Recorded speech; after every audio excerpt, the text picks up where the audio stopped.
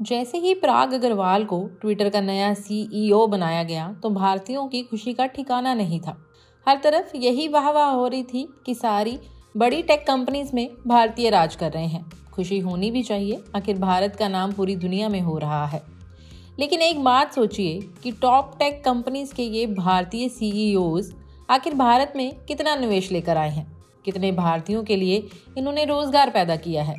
ऐसा कुछ भी इनके द्वारा किया गया हो जिससे भारत को डायरेक्ट या इनडायरेक्ट तरीके से कोई फायदा या कोई लाभ हो?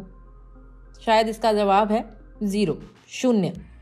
लेकिन फिर भी हम इनके गुणगान करते हैं, क्योंकि भले ही ये अमेरिका की तरक्की के लिए काम कर रहे हैं, लेकिन ये भारतीय हैं।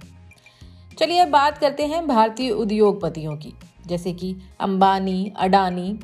देश में रहते हैं, देश के लिए रोजगार पैदा करते हैं, देश की जीडीपी को उभारने में मदद करते हैं, मेक इन इंडिया को बढ़ावा देते हैं। आप खुद सोचिए कि जो आप इतने बेफिक्र होकर नेट सर्फिंग करते हैं या देश में कहीं भी किसी भी जगह पर इंटरनेट यूज़ कर लेते हैं, वो भी बिना ये सोचे कि नेट पैक ख़त्म हो जाएगा, ये किसकी वजह से संभव हो पाया है? जियो की वजह से।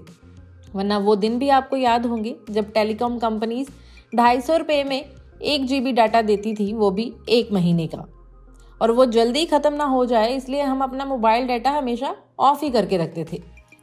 ये बदलाव बाहर बैठे किसी टेक कंपनीज के सीईओ ने नहीं किया, ये सब मुकेश अंबानी की सोच थी, जिसका फ़ायदा आज देश को हर तरीके से हो रहा है। देश कोरोना से उभर पाया तो उसका एक कारण सस्ता इंटरनेट भी है। Work from home, online deliveries के बारे में तो हम सोच भी नहीं सकते थे। लेकिन अचानक से ऐसा क्या हुआ कि आज देश के किसान से लेकर देश का आम नागरिक तक इनके खिलाफ बोलता है? क्योंकि देश में ऐसा भ्रम जाल बना दिया गया है कि आम नागरिक यही सोचता है कि उनकी गरीबी का कारण अंबानी और अडानी ही है। देश की सारी दौलत इन्हीं के पास है।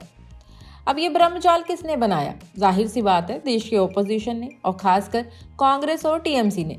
राहुल गांधी बार बार अंबानी अडानी का नाम लेकर मोदी सरकार पर तंज कसते हैं। टीएमसी के महुआ मोइत्रा जैसे नेता भी इस आग को हवा देते हैं। लेकिन क्या अंबानी और अडानी मोदी जी के सत्ता में आने के बाद ही इतने बड़े हैं? शायद ये तस्वीरें देखने के बाद कुछ कहने की ज़रूरत नहीं पड़नी चाहिए। ऑपोजिशन भले ही इनको लाख गालियां दे, लेकिन इस बात से मुंह नहीं मोड़ सकते कि इन उद्योगपतियों के बिना कोई भी राज्य सरवाइव नहीं कर सकता। ममता दीदी भी हाल में गौतम अडानी और मुकेश अंबानी दोनों से मिली और उनसे आग्रह किया कि वो वेस्ट बंगाल में इन्वेस्ट करें ताकि रोजगार पैदा हो सके। सिर्फ ममता ही नहीं, भूतकाल में खुद कांग्रेस भी इन्हीं के पास जाकर नाक रगड़ती रही हैं कि उनके राज्यों में निवेश कर सकें। लेकिन देश की आम जनता के लिए इन उद्योगपतियों को विलन बना दिया गया है, और ये सिर्फ और सिर्फ राजनीतिक फायदे के लिए किया जा रहा है। क्या आप इस बात से सहमत हैं कि देश के उद्योगपति उस इज्जत के हकदार हैं जो अमेरिका की सेवा में लगे हुए भारतीय उनको देते हैं? अगर आपको भी ये बात जायज़ लगती है तो आप भी इस वीडियो को ज़्यादा से ज़्यादा लोगों से शेयर कीजिए।